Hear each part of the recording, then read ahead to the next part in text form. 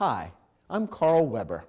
Welcome to Video Aided Instructions English Grammar Series. This is the Sentence Complements program. Do you like compliments? Most people do. Gee, I like what you've done with this apartment. Your hair looks good today. Great shoes. Well, the kinds of compliments we'll be talking about in this program are a little different. The kind of compliments I just talked about are spelled C-O-M-P-L-I-M-E-N-T-S.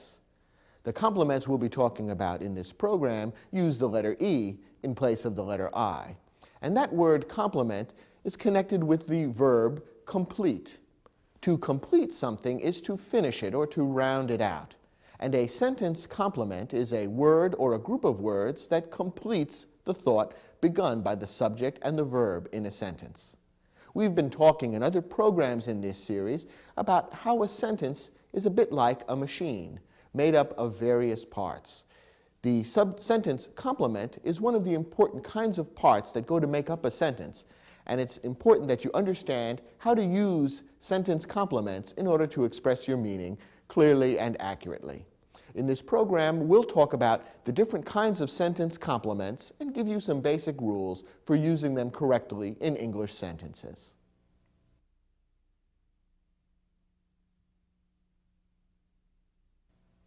Before we can talk directly about sentence complements, we need to talk about three kinds of verbs in English.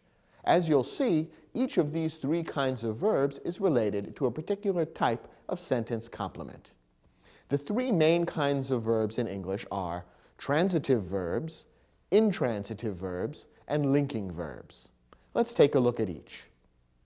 A transitive verb expresses action that passes from the subject of the verb to an object of the verb. As you recall, a verb is a word that expresses action or state of being. A transitive verb is always an action verb. The subject of the verb is the person or thing that does the action of the verb. The object of a transitive verb receives the action. Take a look at this sentence as an example. Omar typed the letter. Now, what's the verb in this sentence? The verb is the word typed. What's the subject of the verb typed? That is, who or what did the typing? The answer is Omar. So Omar is the subject, typed is the verb. Now, this is a transitive verb because it has an object, that is, something that receives the action of the verb. Who or what receives the action of the typing in this sentence? The answer is letter. The word letter is a noun which is receiving the action of the verb typed, and therefore it's the object of the verb. Because the verb typed has an object which receives the action, we refer to typed as a transitive verb. Here's another example. Lorraine swam 20 laps. What's the verb in this sentence? The verb is swam. What's the subject of the verb swam? That is, who or what did the swimming? The answer, Lorraine. Lorraine swam. Now, what did Lorraine swim? That is, what receives the action of the verb swam in this sentence? The answer is laps. Laps is a noun which receives the action of the verb swam. It tells us what Lorraine swam. So laps is the object of the verb swam, and therefore in this sentence swam is a transitive verb, because only a transitive verb expresses action that passes from the subject of the verb to an object. Now, the second type of verb is an intransitive verb. As you may know, the prefix in English usually means not. It takes the meaning of the word and reverses it or negates it. So you might be able to guess that an intransitive verb is a verb that is not transitive, and that's exactly right. Here's the definition. An intransitive verb expresses action that does not have an object.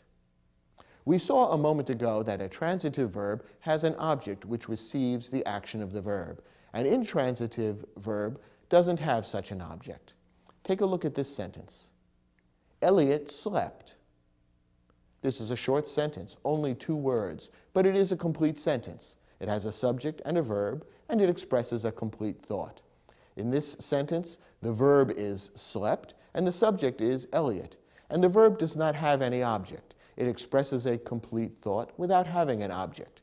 We don't need to ask, what did Elliot sleep? Because the meaning is complete without any object. Elliot slept, that tells us exactly what happened. It's perfectly clear, and it doesn't sound incomplete. So slept in this sentence is an intransitive verb. It has no object, and it doesn't need one. Here's another example. Jacques laughed. Again, it's a very short sentence, but it is complete. It contains a subject and a verb. The verb is laughed. The subject is Jacques. Jacques is the one doing the laughing. And there is no object. The sentence doesn't tell us what Jacques laughed. He simply laughed. That's a complete thought, a complete idea in itself, and no object is needed. Once again, we're dealing with an intransitive verb in this sentence. The third type of verb is a linking verb. A linking verb expresses a state of being. It links the subject to another word in the sentence. Remember that our definition of verb explains that a verb is a word that expresses an action or a state of being. Both transitive and intransitive verbs express actions. A linking verb expresses a state of being. Rather than telling us what the subject does, it tells us what the subject is. The most common linking verb is be, and the word be in many different forms is found in lots of sentences. Some other common linking verbs are act, appear, seem, taste, and turn, and there are quite a few others. You can recognize a linking verb by the fact that what follows the linking verb and the subject of the linking verb are in some way the same. The linking verb is called a linking verb because it links those two things and in some way equates them or tells us that they are one and the same thing. Here are a couple of examples. Karim is a school teacher. We said a moment ago that the verb to be is the most common linking verb. Here's an example of a form of the verb to be. The verb is. What's the subject of the verb is? Karim. Karim is the one who is. And following the verb is, we're told exactly what Karim is, a teacher, or specifically a school teacher. So in this case, the subject Karim is being linked by the linking verb is to the word teacher. Karim is teacher. And the words a school are giving a little more information about what kind of teacher. Notice that is operating here as a linking verb because it's linking Karim and teacher. It's telling us that Karim and teacher are in some way the same thing. And in fact, they are. That's what Karim is. So the two things are being linked or equated to one another. And that's how a linking verb works. As I've said, the verb to be is the most common linking verb, but there are a number of others. Here's an example. Leanna looked nervous. What's the verb in this sentence? The verb is looked. The subject is Leanna. That tells us who looked. And the word that follows looked is the word nervous. And this is being linked to Leanna by the linking verb looked. We can tell that in this sentence, looked is operating as a linking verb because Leanna and the word that follows, nervous, are being linked or equated with one another. We're being told that Leanna and nervous are in some way the same thing. And in fact, we know that Leanna is nervous. Notice that in this case, the verb looked, which is a linking verb in this sentence, is being used to mean almost the same as the verb to be. When we say that Leanna looked nervous, we're saying in a way that Leanna is or was nervous. So the verb looked is being used as a linking verb in a way that's similar to the way the verb to be is used. We're being told that Leanna and nervous are linked or equated in some way. And that's why looked is being used in this sentence as a linking verb. One more example. Edgardo felt optimistic. In this sentence, the verb is felt, and the subject is Edgardo. And what did Edgardo feel? He felt optimistic. Once again, felt is being used as a linking verb in this sentence because Edgardo and optimistic are being linked. They are being equated. When we say that Edgardo felt optimistic, that's almost the same thing as saying he was optimistic. It's just putting a slightly different meaning on it. So in this sentence, felt is being used as a linking verb, and what comes before and after the linking verb, those two things are being equated or being made to appear the same. Edgardo and optimistic go together, and that's why felt is considered a linking verb in this sentence. These then are the three kinds of verbs: transitive verbs, intransitive verbs, and linking verbs. And as you'll see in a moment, it's important to understand the difference in order to understand how sentence complements are used. Notice that some verbs can be used as more than one kind of verb. In other words, the very same verb word can be used in a transitive way or an intransitive way, or perhaps as a linking verb. Take a look at these examples. Miguel ran. Here's a short sentence which expresses a complete thought in itself.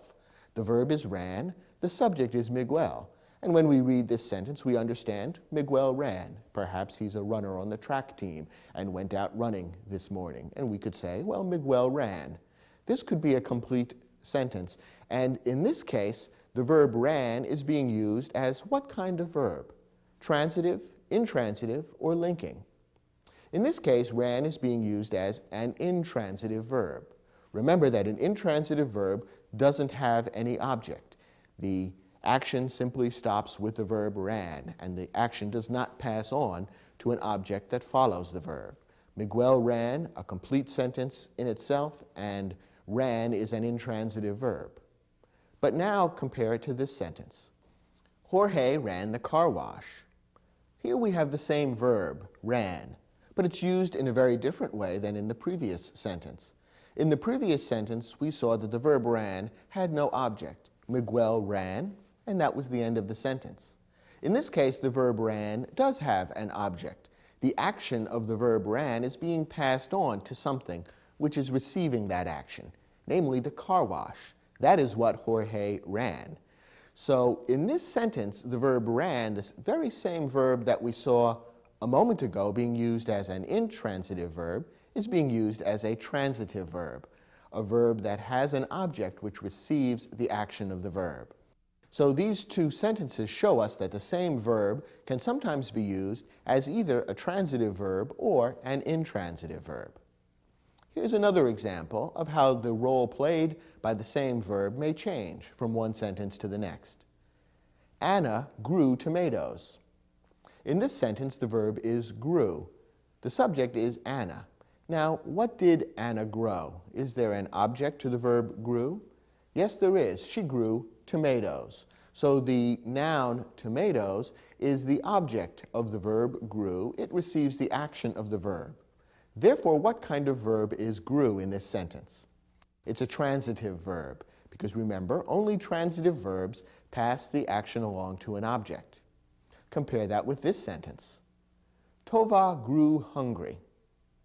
Here we have the same verb, grew, but the meaning is a little different, and the structure of the sentence is different. In this case, the verb grew doesn't have an object. This word hungry doesn't tell us a thing that Tova grew, the way Anna grew tomatoes. Hungry isn't a noun, and it doesn't name some object which receives the action of the verb grew. Instead, it tells us what Tova was. Therefore, what kind of verb is grew? In this case, grew is being used as a linking verb. The two words Tova and hungry are being linked or equated. We're being told, in effect, that Tova was hungry. She grew hungry, that is, she got to be hungry over time, but in effect, the two things are being equated with one another. Tova was hungry.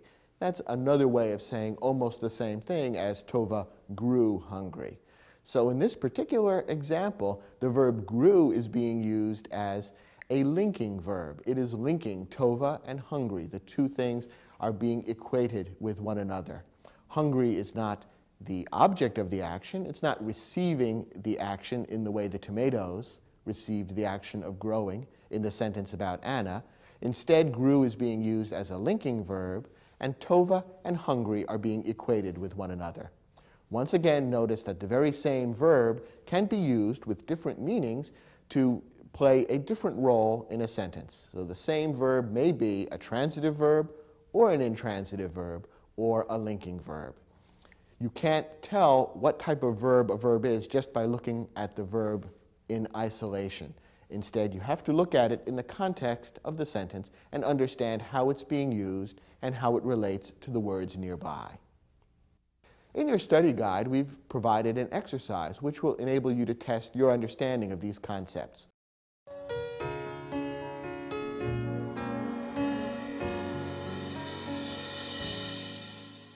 In this exercise, your job is to look at the underlined verb in each sentence and decide whether it's being used as a transitive verb, an intransitive verb, or a linking verb.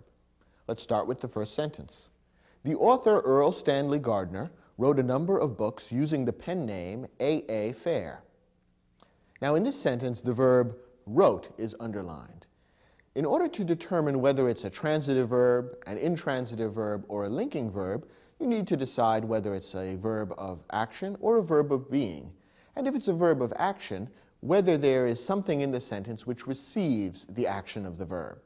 Well, in this case, wrote is being used as a verb of action. It is telling us something that the author Earl Stanley Gardner did.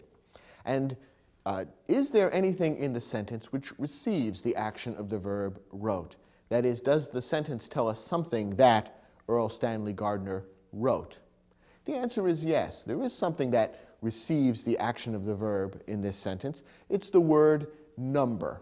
Or to give the entire phrase, it's a number of books. That's what he wrote. He wrote a number of books. And therefore, there is an object that's receiving the action of the verb. The verb wrote, its action flows through to a number of books. Therefore, wrote is being used as a transitive verb. Because remember, only a transitive verb has an object which follows it, which receives the action of the verb. Let's look at the next example. Upon closer examination, several spokes of the bicycle's rear wheel appeared broken. In this sentence, the verb appeared is underlined. Let's begin by asking, what's the subject of the verb appeared? The answer is the word spokes. Don't be misled by the fact that several words come between the word spokes and the word appeared. It's the spokes that appeared broken. What kind of spokes? The spokes of the bicycle's rear wheel. So that prepositional phrase, of the bicycle's rear wheel, simply modifies or gives more information about the spokes. That's not where the actual subject of the verb appears. The subject is spokes. So the spokes appeared broken. Now, in this case, is appeared being used as a verb of action or a verb of being? Well, it's being used as a verb of being because it's not telling us something that the spokes did, it's telling us something that the spokes were. Namely, they were broken. The word appeared is being used almost as the equivalent of the verb to be, and the two things are being linked.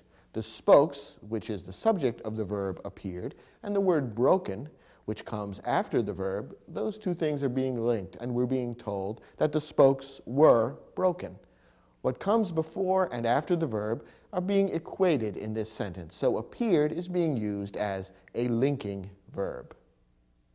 Our next example. Ivan and Sasha danced together until 2 o'clock, when the band finally stopped playing.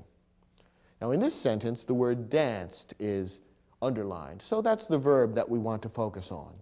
What's the subject of the verb danced? The answer is Ivan and Sasha.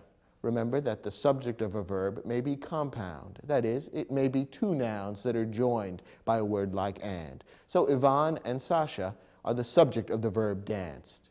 Now, does the verb danced here have an object which receives the action of the dancing?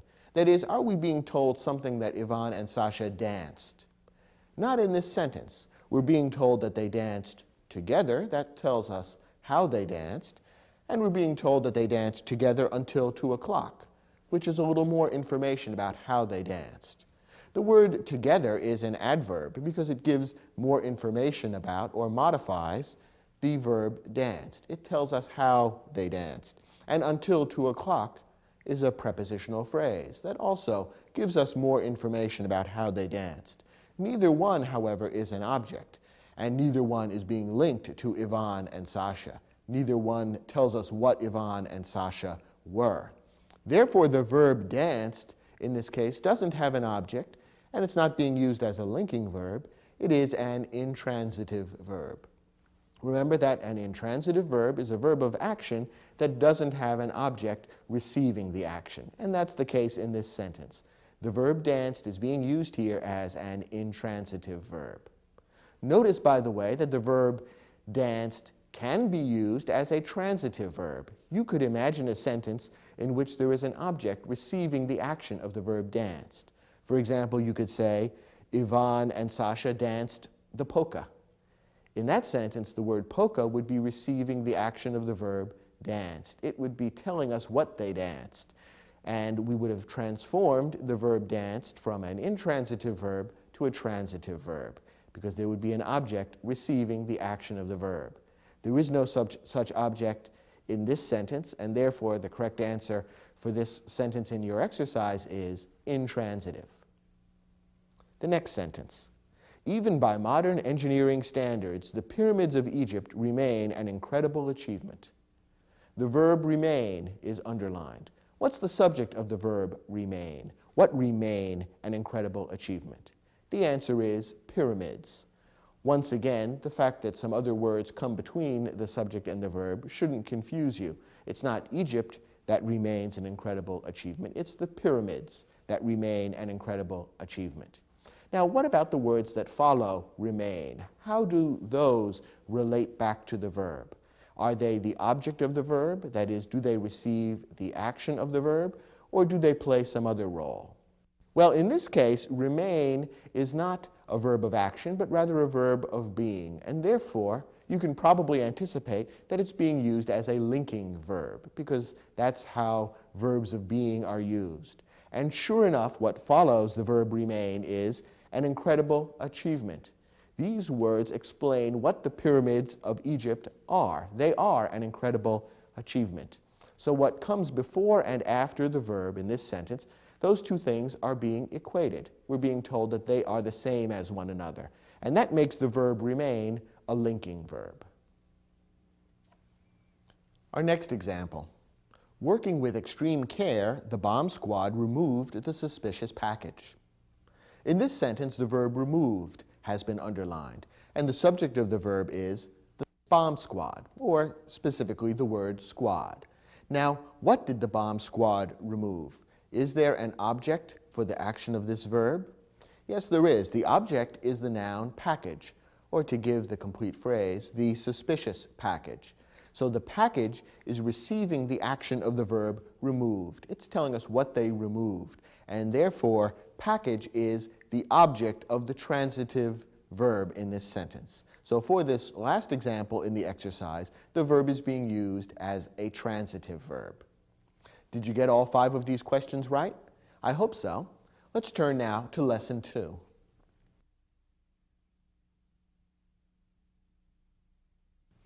Now remember, the topic of this program is sentence complements. Everything we've been looking at so far relates to words or groups of words that complete the meaning of the subject and the verb.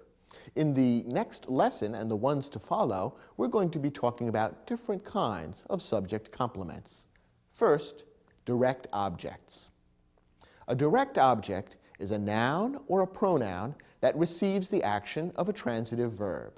It answers the question, what or whom, after the transitive verb.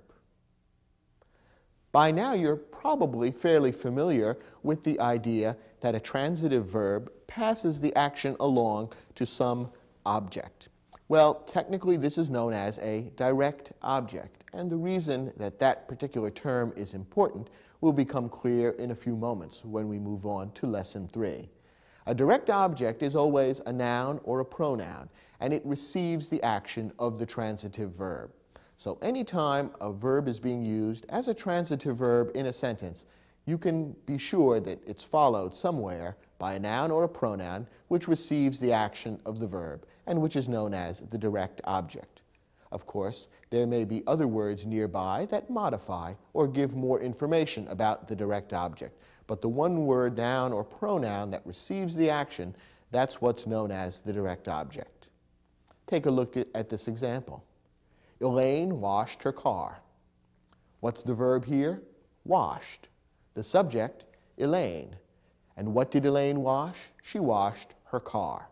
Where's the noun or pronoun that tells us exactly what Elaine washed? The noun car tells us what Elaine washed. And so that's the direct object of the verb washed. The word her, which is a possessive pronoun, gives us a little more information about the car. It modifies the noun car by telling us which car, whose car it was. But the word car, that noun, is the direct object. It receives the action of the transitive verb washed. One more example. Derek applauded the band. What's the verb here? Applauded. The subject of the verb? Derek. And who or what did Derek applaud? Well, Derek applauded the band.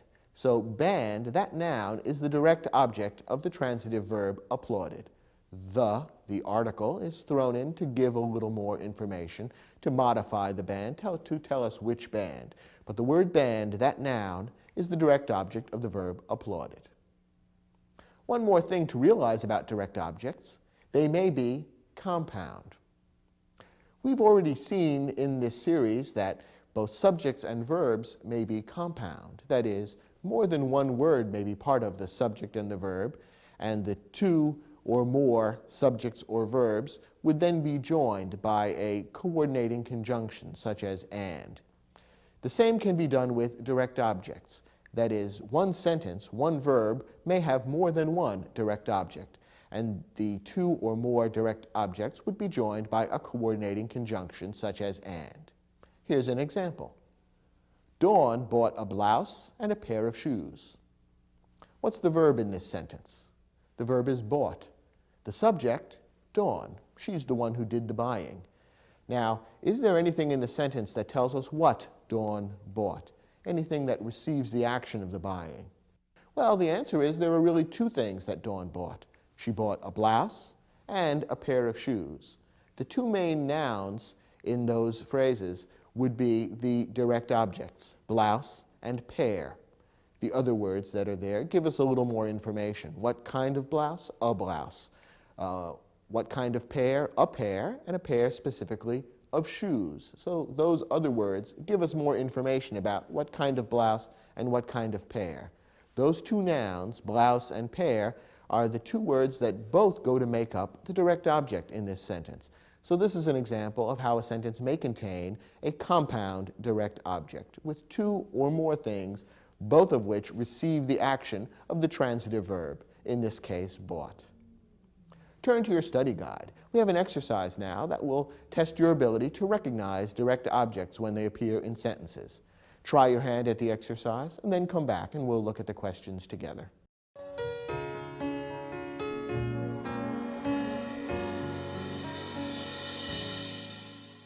In this exercise, your assignment was to decide whether a direct object appears in the sentence. Not all of the sentences contain direct objects. In order to decide whether there's a direct object or not, you need to begin by finding the verb and then looking to see whether there's a word that receives the action of the verb. Let's begin. The voters in Lincoln County have selected Anderson for the state legislature 4 times in a row. Let's begin by finding the verb in this sentence.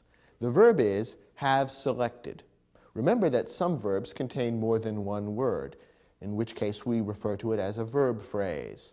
In this sentence, have selected is the verb phrase, which gives the action to the sentence.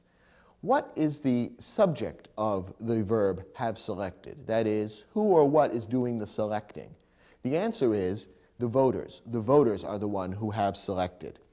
Now, is there any word that receives the action of the verb have selected? That is there any word that answers the question what or whom after the verb have selected? Well, the answer is the voters have selected Anderson. Anderson receives the action of the verb have selected, and therefore Anderson is the direct object of the verb in this sentence. The next example. General Sullivan led a fascinating tour of the historic Civil War battlefield in Gettysburg, Pennsylvania.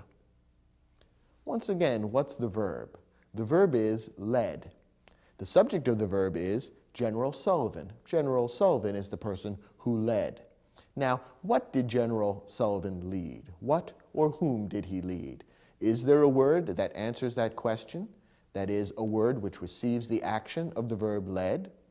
Yes, what he led was a tour, specifically a fascinating tour. But the noun tour is the key word. That's the direct object of the verb led. It tells us what General Sullivan led. The other words there, fascinating, give more information about the tour. They tell us what kind of tour it was. Notice that all the other words that follow the word tour in this sentence again go to give more information about the action. They don't receive the action directly, they just give more information about it. What kind of tour was it? It was a tour of the historic Civil War battlefield. And where was that battlefield? In Gettysburg, Pennsylvania. Those two groups of words are prepositional phrases, and the prepositional phrases give more information about the action. They don't receive the action of the verb directly. One tip when you're looking for the direct object of a verb is that the direct object will never be found in a prepositional phrase.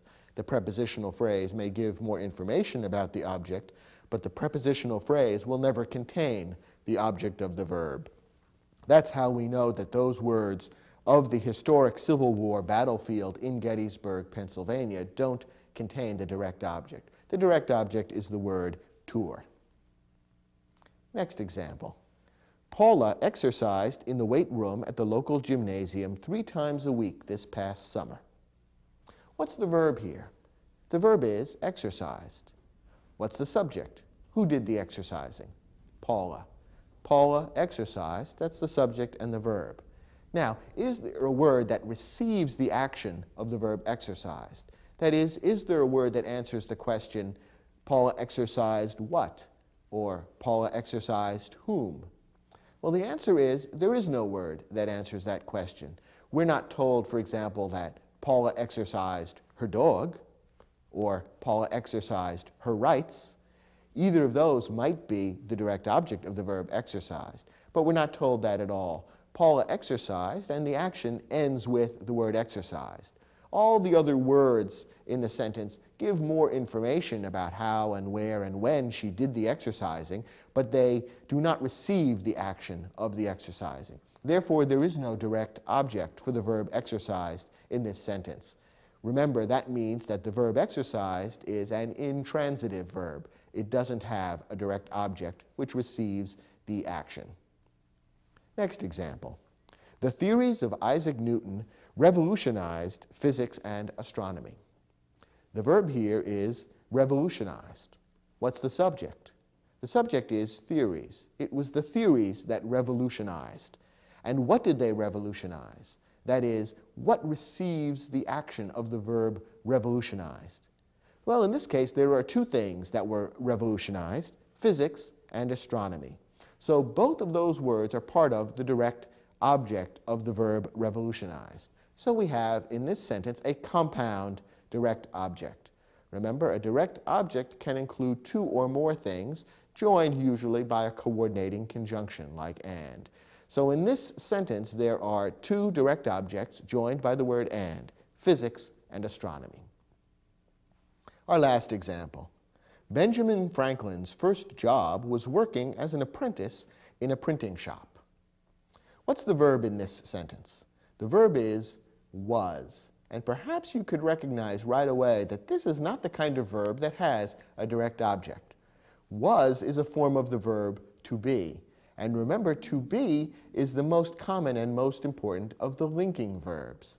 To be is naturally a verb of being rather than a verb of action.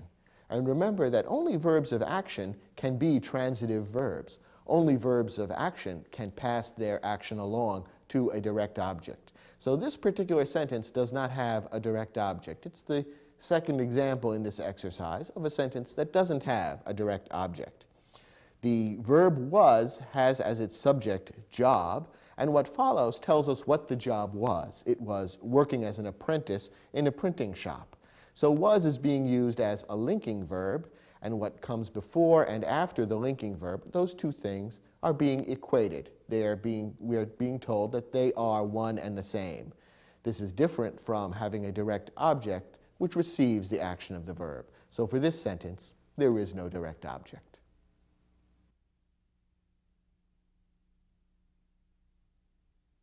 We've been talking about direct objects which receive the action of the verb. There's another type of object that a verb may have. It's called an indirect object. An indirect object is a noun or a pronoun that answers the question to what, to whom, for what, or for whom after a transitive verb. An indirect object comes between the verb and the direct object in a sentence. The sentences we've been looking at so far under the heading of direct objects contain a subject, a transitive verb, and then a direct object which receives the action of the verb. Some sentences that contain transitive verbs also contain indirect objects. Not all, not even most, but some sentences will contain that indirect object as well. The indirect object tells us to whom or for whom the action has been done, and the indirect object actually appears in the sentence between the verb and the direct object. If this sounds a bit confusing, look at this example, which should make it all very clear. Andrea told her mother the good news. What's the verb in this sentence? The verb is told. That tells us what was done. And who or what is the subject? Andrea. Andrea is the one who did the telling. Now, what's the direct object of the verb told? That is, what did Andrea tell? Andrea told what? She told the good news. The noun news specifically is the direct object. That's what Andrea told. However, we notice there's another noun, her mother. That phrase has been stuck in between the direct object and the verb. What role does her mother play? Her mother is the indirect object. That answers the question, to whom Andrea told the good news. So the direct object is news. That's what Andrea told. And her mother is the indirect object. That's the person to whom the news was told. So you notice that a specific type of transitive verb is necessary to make an indirect object make sense. A verb like tell is one that makes sense as having an indirect object, because it's the kind of verb where you would do the action to someone or for someone. You tell someone some news. That is, you tell the news to a particular person. So in this case, mother, that noun, is the indirect object of the transitive verb told. And notice that the indirect object has been placed in between the verb and the direct object. When you learn English, that's one of the things that you learn, perhaps unconsciously. Little children who are learning English at their mother's knee never learn this rule, that is, that an indirect object appears in such and such a place in the sentence, but somehow, just from hearing hundreds and thousands of English sentences, they come to understand that a noun or pronoun that's been placed in that location in a sentence is serving in that way. It's answering the question, to what, to whom, for what, or for whom, and therefore it's serving as the indirect object. Here's another sentence to illustrate how this works. Stuart bought Donna a bouquet of flowers. The verb is bought. The subject is Stuart. Stuart did the buying. And what did Stuart buy? That is, what's the direct object? He bought a bouquet, specifically a bouquet of flowers. But the noun bouquet is the direct object of the verb bought. Now, for whom or to whom did he buy the bouquet? Well, he bought the bouquet for Donna.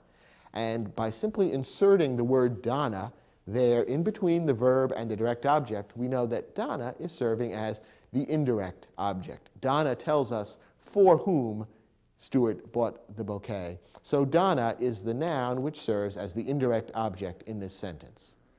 Both of the examples we've looked at so far happen to use nouns as indirect objects, but a pronoun could be used equally well. So that, for example, that same sentence could read, Stuart bought her a bouquet of flowers. In this case, the pronoun her would substitute for Donna, and it would also act as the indirect object. An indirect object would always be a noun or a pronoun, but it could be either one. Notice that an indirect object is not the object of a preposition. We've said that the indirect object answers the question to what, to whom, for what, or for whom. Each of those phrases, to what, to whom, for whom, is in fact a prepositional phrase, because to and for are prepositions, and the noun or pronoun that follows them makes up, with the preposition, a prepositional phrase. However, when you actually use the prepositional phrase in a sentence, then you no longer have an indirect object, even though the meaning is exactly the same. Grammatically, it would be considered something different and would be treated differently grammatically. Let me illustrate what I mean. Look at this sentence. Ray told his little sister a story. The verb is told, the subject is Ray. The direct object, that is, what did Ray tell, is story. That's what Ray told. Now, to whom did he tell the story? Answer, sister, his little sister more specifically. So sister is the indirect object, and it's placed just where it is supposed to be, between the verb and the direct object. Now, here's another sentence that says the same thing, but doesn't contain an indirect object. Ray told a story to his little sister. In this sentence, we have the same verb, told, and the same subject, Ray. We even have the same direct object, story. That's what Ray told. Now, to whom did he tell the story? Well, he told his little sister. But in this case, little sister is not appearing as an indirect object. Notice that it's not placed between the verb and the direct object. Instead, it has been made part of a prepositional phrase and stuck on at the end of the sentence. To his little sister. The preposition to introduces the prepositional phrase. So even though the meaning is the same, in this case, the grammatical structure is different. The indirect object has been taken out of its proper place between the verb and the direct object and has been tacked on at the end with a prepositional phrase. Either construction is perfectly clear and either one is perfectly correct. We simply want to differentiate them so that you'll understand the difference between an indirect object and the object of a prepositional phrase. The meaning is the same, but grammatically they are different, and different rules would apply. Finally, an indirect object may be compound. Just as a direct object may include two or more things joined by a coordinating conjunction, the same can be true of an indirect object. Look at this sentence. Ms. Powell gave her mother and father a beautiful anniversary gift. What's the verb here? Gave. The subject, Ms. Powell.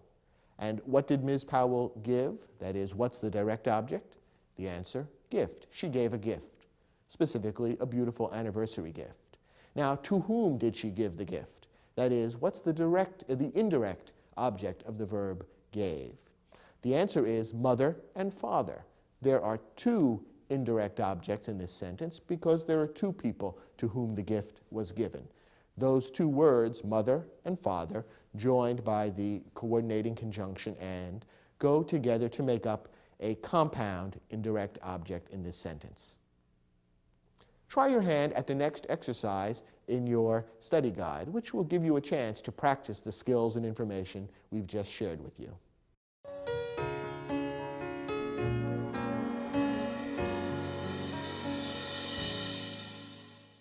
In this exercise, we gave you several sentences and asked you to decide for each one whether or not an indirect object appears.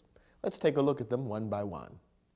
First, Moesha wrote her grandmother a long letter thanking her for the birthday gift. It's usually a good way to start to look for the verb in a sentence like this and then work from the verb outward. What's the verb in this sentence? The answer is wrote.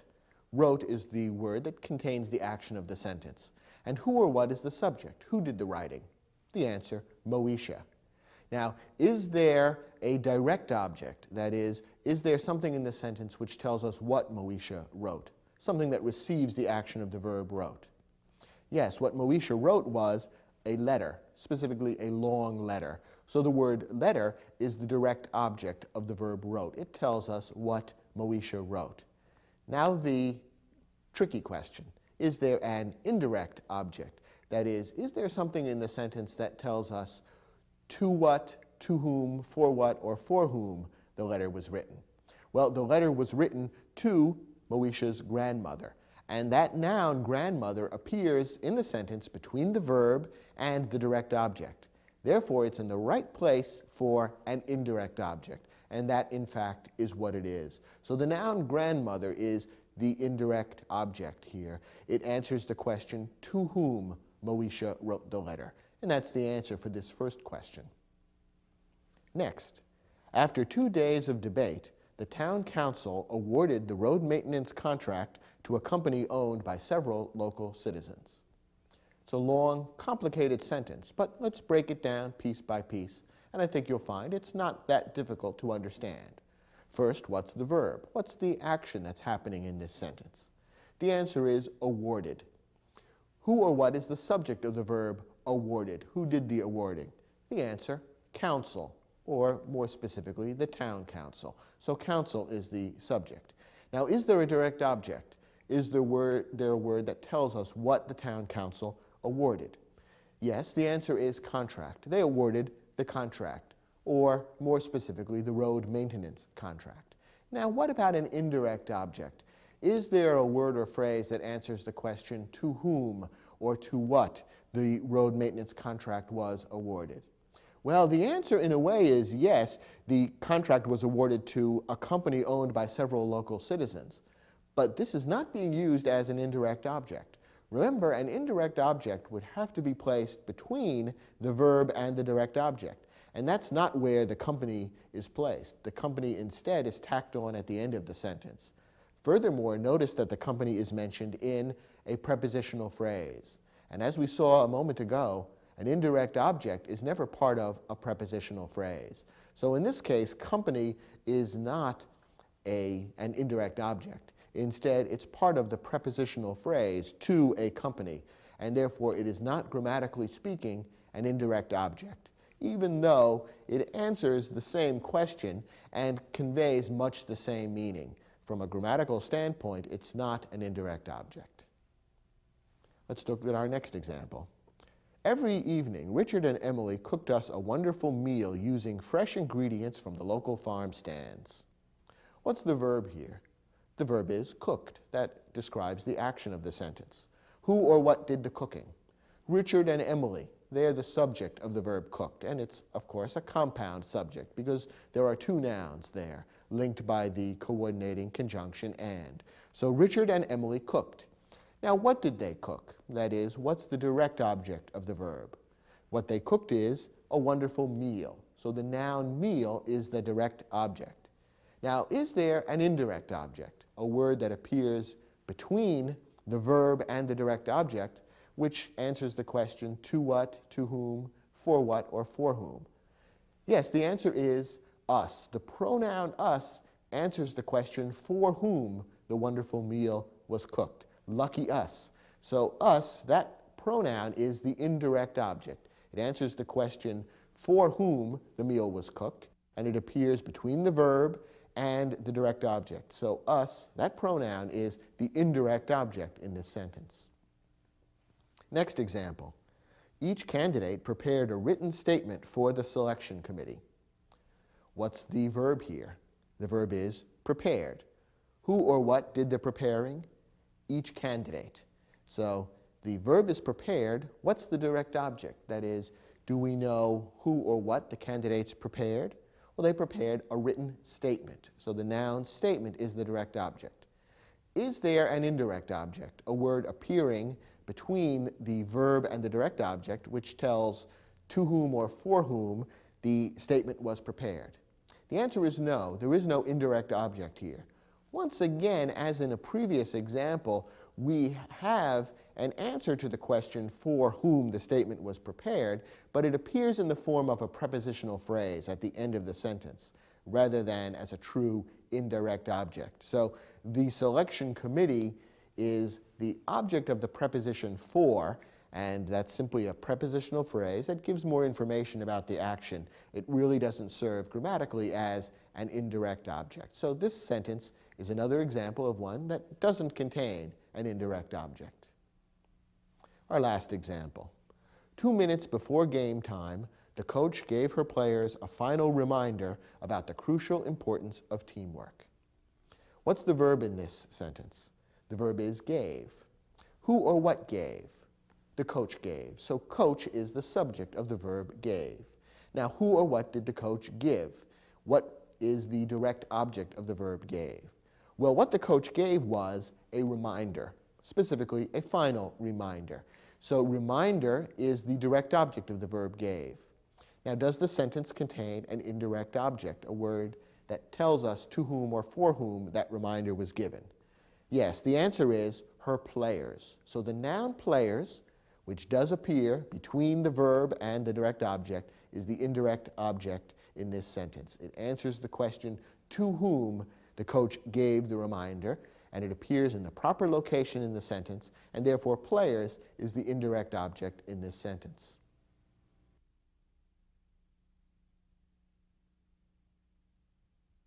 Now, so far, we've looked at direct objects and indirect objects.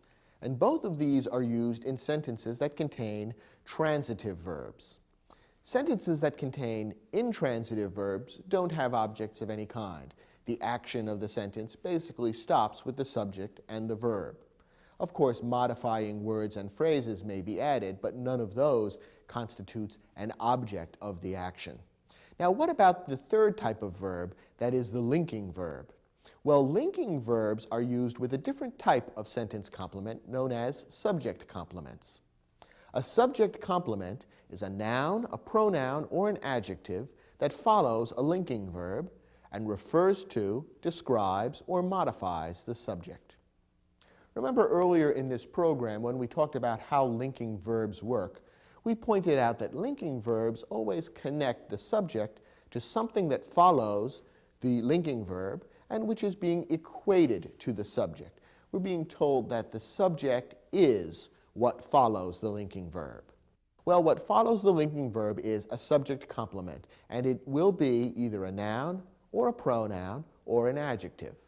Of course, other modifying words and phrases may be added, but when you're looking for the subject complement, you want to look for a noun, a pronoun, or an adjective following the linking verb, which is in some way being equated to or linked to the subject. Here are some examples. Virginia Woolf was a novelist. Was is the verb in this sentence, and it's a linking verb.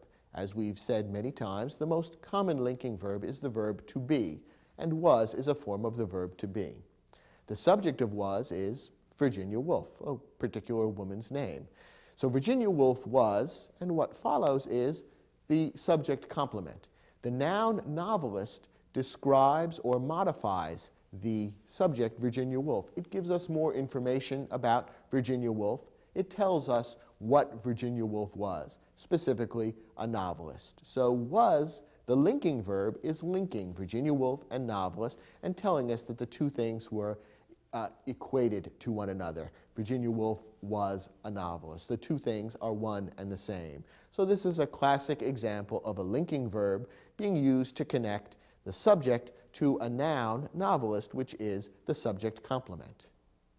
Here's a different example. The world's greatest bullfighter is he. What's the verb here? The verb is. It's another form of the common linking verb to be. What's the subject of the verb is? The subject is bullfighter. That's the noun, which is the subject of the verb, and the other words there give more information about bullfighter. Which specific bullfighter? The world's greatest bullfighter. Now, what follows the linking verb is the subject complement. We said that a subject complement may be a noun, a pronoun, or an adjective. Here's an example of a pronoun being used as the subject complement. He. This is a rather unusual kind of subject complement. You probably don't hear a lot of sentences like this. And indeed, pronouns are the most unusual kind of subject complement. But we thought we ought to give you this sentence because we've made the point that a subject complement may be a noun or a pronoun or an adjective. So here's an example using a pronoun, he, as the subject complement. Notice that the pronoun he rather than him is correct. We have a separate program in this series which talks all about using pronouns correctly. And we'll talk about pronoun case in that program. And pronoun case is what differentiates he from him.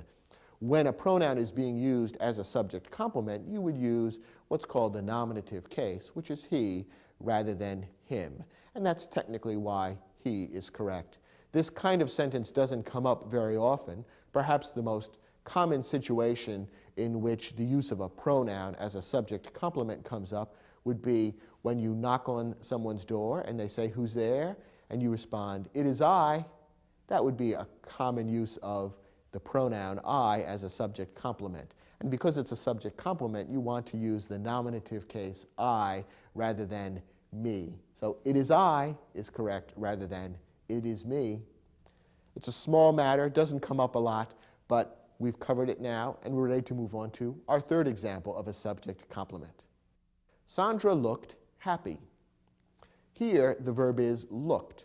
The subject is Sandra, and looked in this case is being used as a linking verb, because what follows isn't receiving the action of the verb, but rather it's equating or being equated to the subject. What follows is the adjective happy, which describes, modifies, refers to, or gives more information about the subject. We're being told that Sandra was happy. So Sandra and happy are being equated to one another. We're being told those two things are one and the same, Sandra and happy.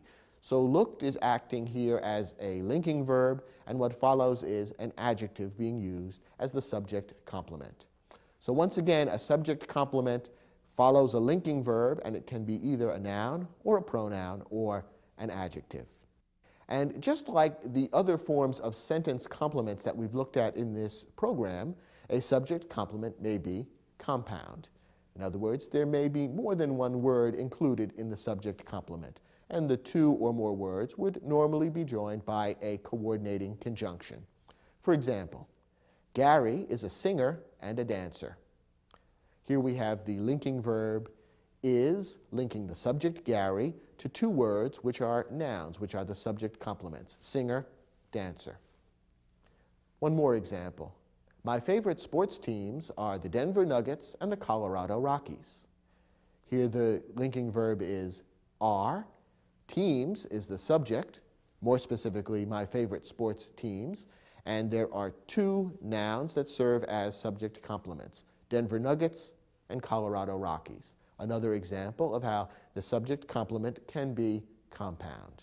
Try your hand at the next exercise in your study guide, which will give you a chance to practice the skills and information we've just shared with you.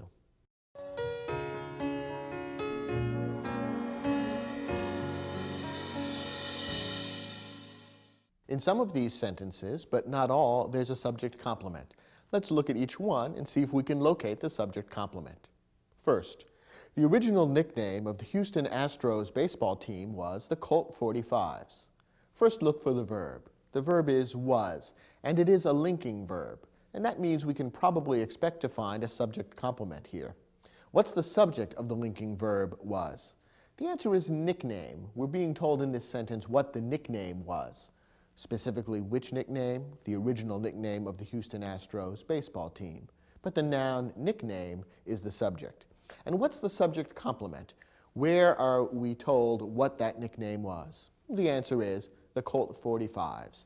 That's a noun that's being linked with nickname, and the two things are being equated. The nickname was Colt 45s. So Colt 45s is the answer. That's the subject complement in this sentence. Next example. Many investors use mutual funds as a way of buying shares in a wide range of companies. The verb here is use. Now, is use a verb of action or a verb of being? Well, the answer is it's a verb of action. It tells us something that the subject, investors, do, rather than something that they are. So use is not a linking verb. In fact, it's a transitive verb, and therefore will not be followed by a subject complement. What follows the transitive verb use is mutual funds, which is the direct object of the verb use. So this particular sentence doesn't contain a subject complement. Remember, only a linking verb will be followed by a subject complement. Next, after being reupholstered, the wing chair looked new. What's the verb here? The verb is looked. The subject is chair or wing chair. So the chair looked something. What did it look? It looked new. New is an adjective which describes or modifies or gives more information about the wing chair. So new, that adjective, is a subject complement. Looked is being used here as a linking verb. We're being told, in effect, what the wing chair was. It was new. The linking verb looked is being used almost as the equivalent of the verb to be. And so what follows, the adjective new, is being used as a subject complement. Next, Ronald Reagan became the oldest person ever to serve as President of the United States. What's the verb here? The verb is became, and the subject is Ronald Reagan. So we're being told in this sentence what Ronald Reagan became. Now, became in this sentence is, again, being used as a linking verb. What follows it is what Ronald Reagan was. Once again, the linking verb, even though it's not, in this case, a form of the verb to be, is being used almost as the equivalent of the verb to be. And what was Ronald Reagan? Well, he was the oldest person ever to serve as President of the United States. The noun person is the subject complement in this particular sentence. And all the other words that follow the verb there serve to give more information about exactly what kind of person, the oldest person, and so on. So in this particular sentence, the linking verb is became, and the subject complement is the noun person. Our final example. The hikers were exhausted and ravenous after their trek up Mount Washington. What's the verb in this sentence? Well, the verb is were. And were, of course, is a form of the verb to be, which is the most common and important of the linking verbs. The subject of the verb were is hikers. And what follows the verb were is what the hikers were. Therefore, it's the subject complement that gives us more information about the hikers. And the hikers were two things. They were exhausted and ravenous. Those are both adjectives which give more information about the hikers. So in this case, we have a compound subject complement. Two adjectives joined by the coordinating conjunction and both of those words go to give us more information about the subject of the linking verb were. Let's quickly review. In this program, we've talked about three kinds of sentence complements: direct objects, indirect objects, and subject complements. Remember that direct objects and indirect objects are used only with transitive verbs, while subject complements are used only with linking verbs. Now let's step back for just a moment. We've seen now how complete sentences are constructed. There's a verb in the middle, a subject usually appearing before the verb, and then very often a sentence complement of some kind that comes after the verb. You might almost think of a sentence as a lever or a teeter-totter, something like a seesaw, with the verb as being the fulcrum, the balancing point in the middle. The subject usually comes before that, and the sentence complement, if there is one, comes after that. You now have the complete structure of what most typical English sentences look like. And all the other words and phrases that may be added onto the sentence serve to give more information about or to modify the subject or the verb or the sentence complement. So if you understand how these three major parts of a sentence work together and how different parts of speech can be used to modify or give more information about them, you'll understand how virtually every English sentence is constructed.